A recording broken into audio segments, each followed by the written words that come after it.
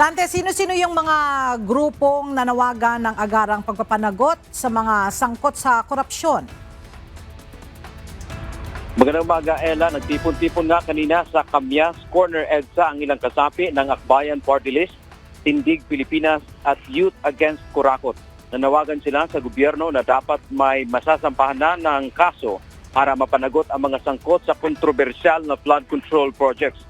Halos 3 buwan na anila mula ng State of the Nation Address o SONA ng Pangulo na ipinangako nitong papanagutin ang mga kurap o gumawa ng katiwalian pero wala pang nangyari. Dapat na nilang isa publiko ang bicameral conference para sa national budget, pagdinig ng Independent Commission for Infrastructure o ICI, ilabas ang Statement of Assets, Liabilities and Net Worth ng mga opisyal ng gobyerno at hindi puro pangako lamang.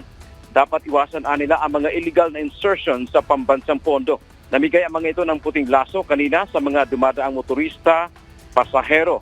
Simbolo nila ito ng malinis na pamamahala kasama ang hiling ng katotohanan at papanagutin ang mga may kasalanan sa pamahalaan.